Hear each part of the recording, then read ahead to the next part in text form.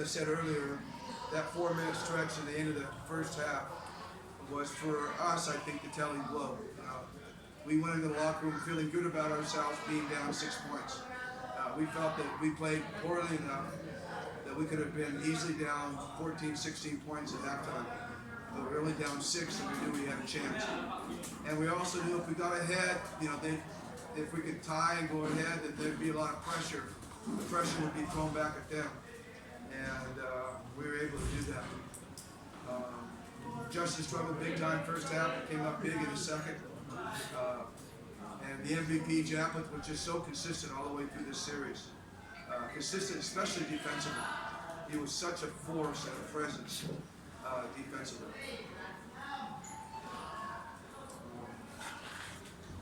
I don't know, I'm just really glad we didn't have to go to a game 6 or game 7. It's a team you don't want to give momentum to, and we were able to kind of kill their momentum, start the third quarter. That was key for us.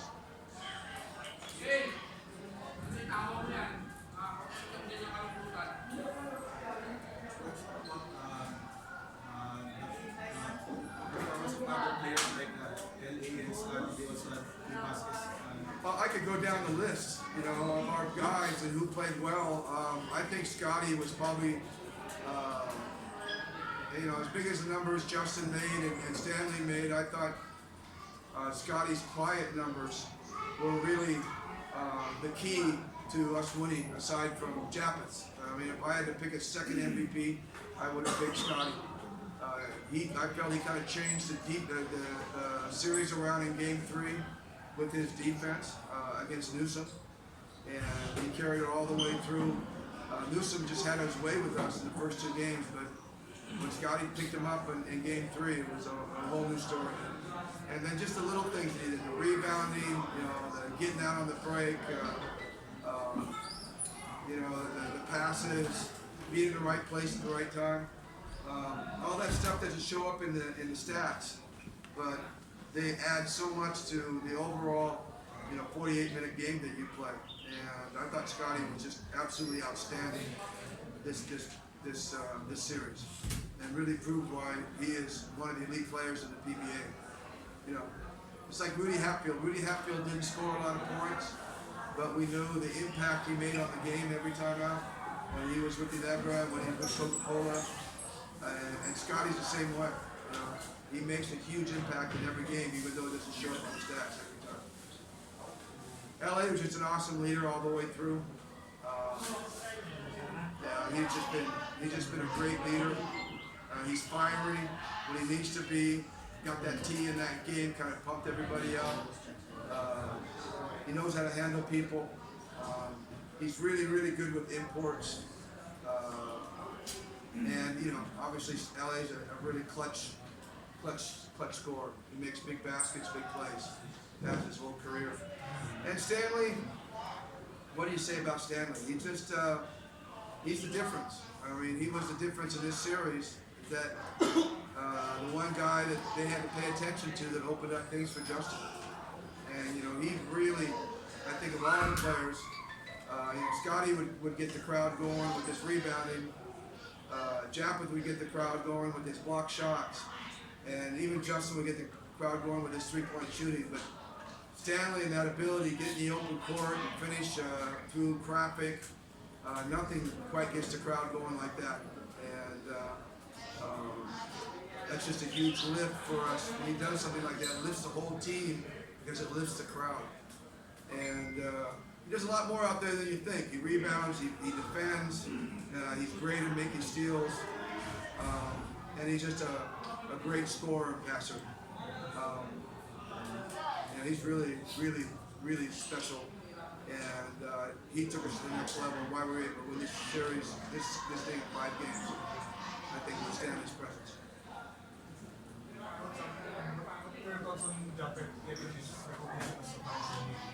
Well, it was absolutely well deserved. I mean, I think he made a statement in Game 1, and he made another statement in Game 2, and 1 to 3 and 4. I mean, he was consistent all the way through.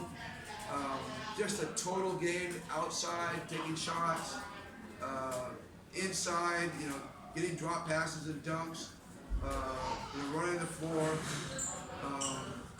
Just a total game, defensively and offensively. He's turned into such a great weapon and a tough matchup for anybody, even imports. He's a tough matchup too. And I just think that he's going to get better and better and better. And he hasn't, he's just now coming into his own, even though he's like 31 or 32 years old. I think he's got his best 3 or 4 years ahead of him still. You mentioned about the Well, we're certainly going to go for it. We feel we have the tools. We're going to have a substantial break, so we'll be able to kind of recharge our batteries and get keyed up for the All-Filipino. Stanley there is as an anchor for the team. Japeth and Greg, they kind of take a step back usually when the imports come, but now it's their time to step forward. I think we have some exciting rookies that are added, coming to the team. And I think we'll be a more complete All-Filipino team. I mean, there's still Jumar and San Miguel and Takatex and their ability to beat you up and down the court in front of the perimeter. NLEX is coming on. There's so many teams that are getting better. Northport with Stan Hardinger and Anthony over there. And I'm not sure when Bullock is going to come back, but he's going to make an impact on that team.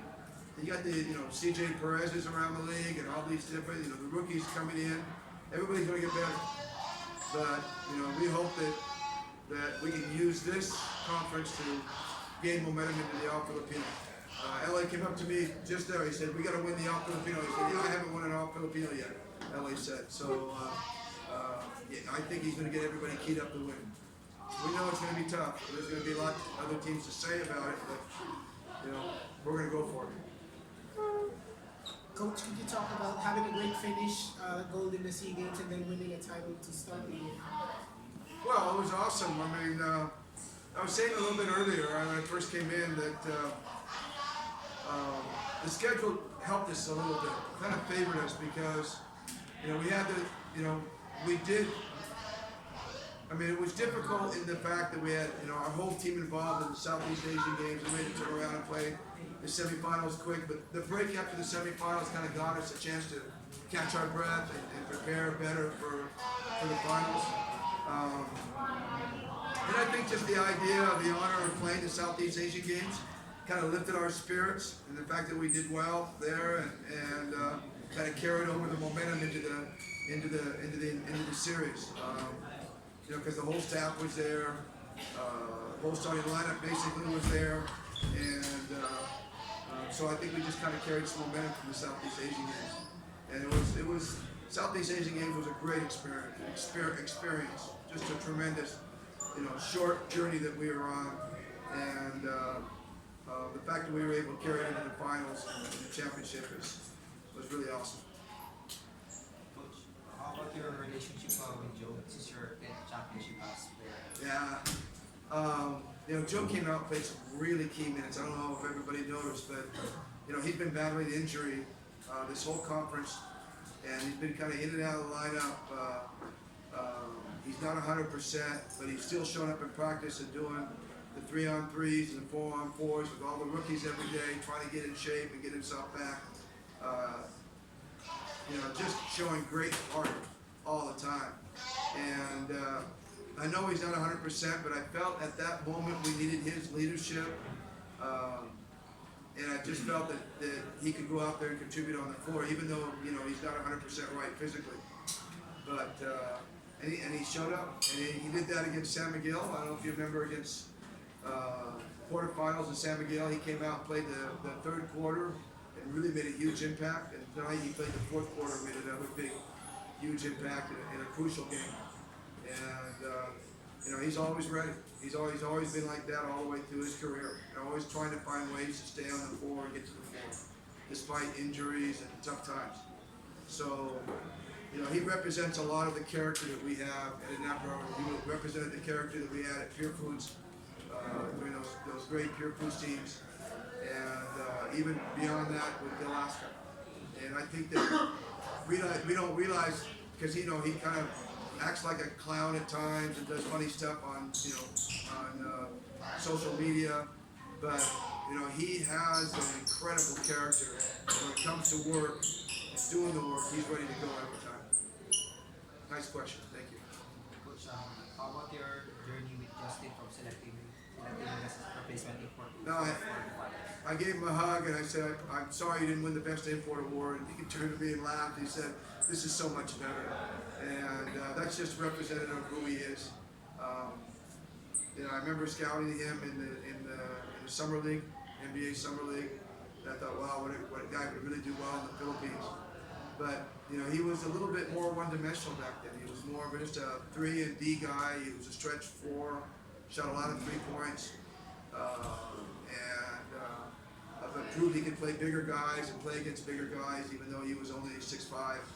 So, but those kind of guys usually do well here. But the thing about Justin that has so impressed me is that while he's been here, his game has improved so tremendously from when we first came in terms of just being a normal stretch 4. I mean, now he handles the ball, he plays mid-range, he gets to the basket, he posts up. I mean, I was talking to my son who lives in San Francisco, and we were talking about how great Justin is and how hard it is to defend him, and how happy I am that he's on my team. I would hate to have to try to guard him on the other side. Reminds me a lot actually of Bobby Parks. When I was trying to figure out ways to guard Bobby Parks, just could not find ways. He always would find a way to beat you, to get his shots, to get in the right positions. And you would do all these different things, guard him with different people, double him in different areas, press up on him, back up on him. I mean, no matter what you did, Bobby Parks found a way to do it, to figure a way through it. And that's exactly what Justin does. You can guard him in a certain way, and it'll confuse him for maybe, you can see it on his face, he's a little confused, what should I do? But you give him 3 or 4 minutes, and he's figured it out, he's moved on. Really an amazing skill that he has. But to me, from when we got him to where he is now, he's just made leaps and leaps of improvement. And the one thing my son said, he said, sorry Dad, but Justin's in the wrong league. He shouldn't be in the PBA. He should be in the NBA playing as a star somewhere if he had been given a chance. Because he's improved that much. He's an NBA caliber guy. I don't think there's any doubt. I'm not going to tell Eric Spoelstra that, because Eric might scout out and steal him, so keep quiet on it. I don't want anybody coming over from the NBA and taking him away. So we expect to bring him back in the second conference next time, and the third conference after that, and he certainly deserves a break physically, physical-wise during the off of the field. But he'll be back next year. I mean, I think he'll be better even next year than he was this year. Coach, 30 years of coaching in the PBA and continuously winning. What are your thoughts on that? Well, winning never gets old. I think that's number one. I mean, to watch our guys get excited and to push hard for something and then achieve it, and seeing, being a part of that and watching them, really battle for it. And there's no greater feeling than that. And then the idea of, coaching in Ginebra, honestly, it's just a different feeling. You realize, just I was talking earlier to Chino, Trinidad, and we were talking about the Ta'al situation, and it's been literally a dark cloud over that area there, and with us winning, hopefully we bring a little sunshine to their lives over there, and that's our responsibility. I mean, we have such a big responsibility to all the fans to bring some sunshine, and I know when we win games that there is some sunshine that's given out, and that's a great responsibility that we have. And I don't know, it's just a great honor coaching in Ginebra. And like I said, it's always coaching in Ginebra is like coaching the national team. And you talked about 30 years, no doubt about it, coming to Ginebra has really reinvigorated me, as a coach, and feeling all the attention from the fans and stuff. It keeps you going, keeps you moving, and no time to slow down. No time to slow down. So I'm enjoying it. My mentor, Tex Winter, coached until he was 86. You never know. I doubt it, but you never know. I'd just be happy to be alive at 86. When you were in the process of acquiring Stanley Winger, what was your reaction since what companies I really wasn't involved in the process. That was all Coach Al, and he came to me and he mentioned that Stanley would be a great piece to our puzzle. He could lift us to another level, and he says, I think we can get him. And I said, basically whatever it takes, and he went through all the work and did all the work, and I wasn't really that strongly involved in it, and but I was sitting around with my fingers crossed and hoping. So like I said earlier,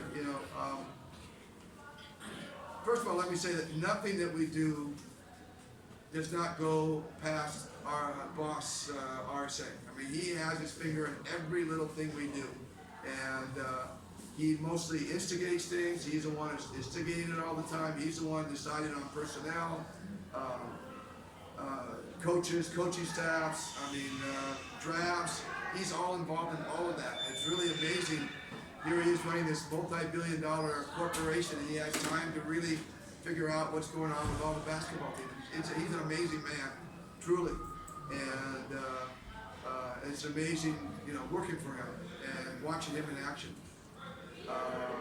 So he really is the architect of all these teams and what we do, and I'm just the guy who steers on the steering wheel and steering it. But he gives me all the tools, and he really believes in equipping his guys, and he does a great job of it. So I'm pleased to be there. And Coach Al, who's his right-hand man and a really good friend, they work really well together, and he looks at all the teams and tries to find a balance. He doesn't take, Coach Al doesn't look at San Miguel, I'm going to make San Miguel strong without making Ginebra strong, without making Purefoot strong. But he's really good about, equalizing all of us out and keeping us all competitive. And so Al's been a tremendous boss for me. Al's personality, it was a little bit frightening in the beginning when Al is so strong, and I was a little bit, I wasn't sure how it was going to work out, but he has just been fantastic to me, fantastic, and I appreciate all that he's done for us and all the players. Truly, he's been a really good friend, and helped me to do my job.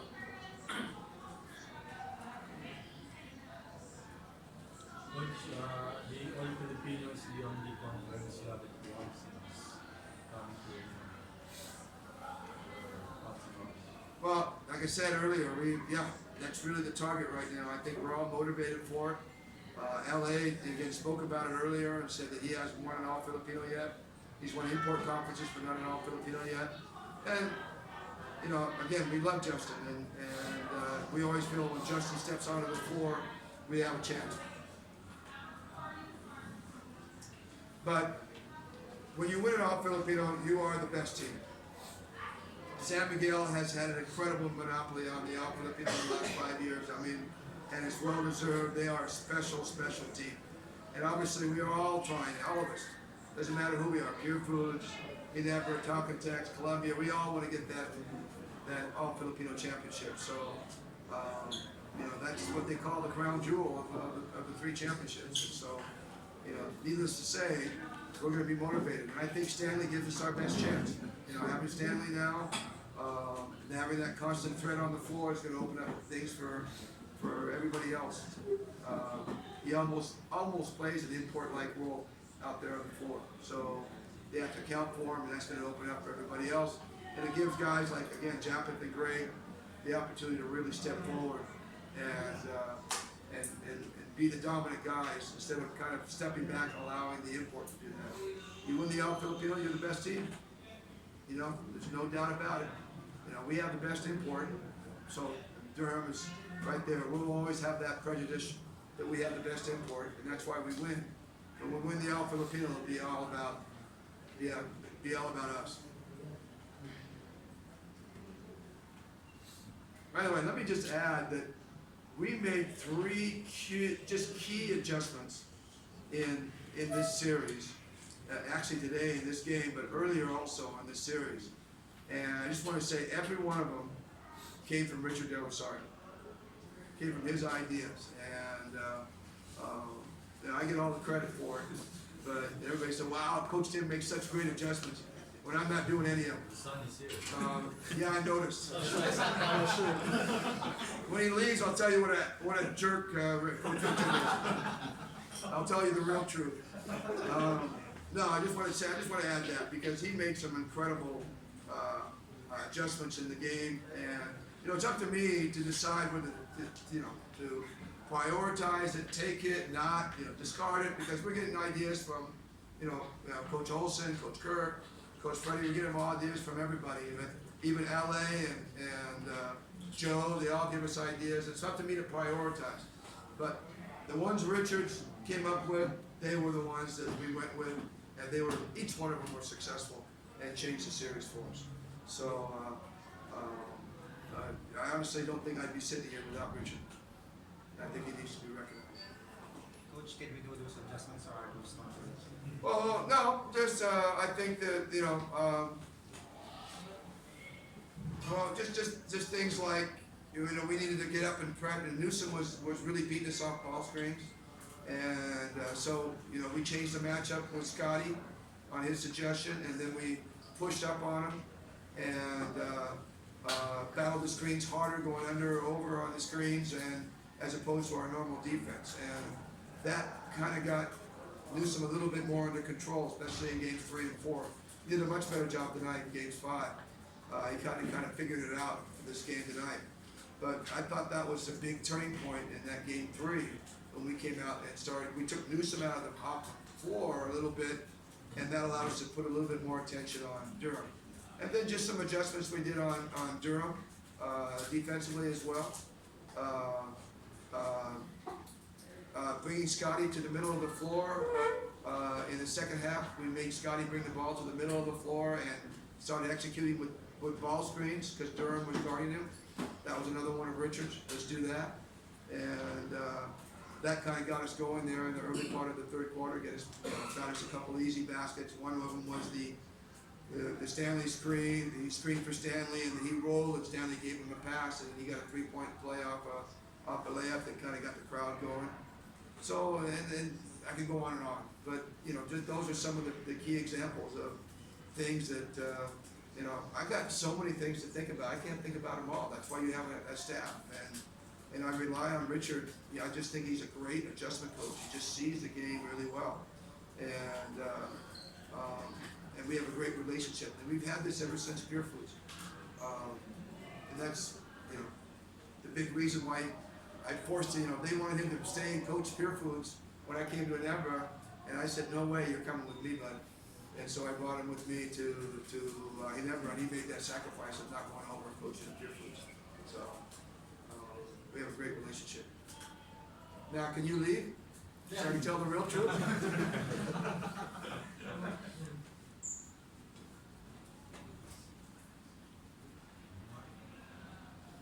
But you just don't want to get wet. Yeah, I'm ready to stay here for another hour. My wife is waiting for me, though. She's going to be a little upset. That it? Yeah. Congratulations. Thank you for a long time. Hey, and I want to thank you. I want to thank you all for the Southeast Asian Games. The support you guys gave and what you wrote about, that was really special and made that journey very special. You guys were really kind to us in that Southeast Asian Games. So thank you very much. I appreciate you guys. Thank you guys.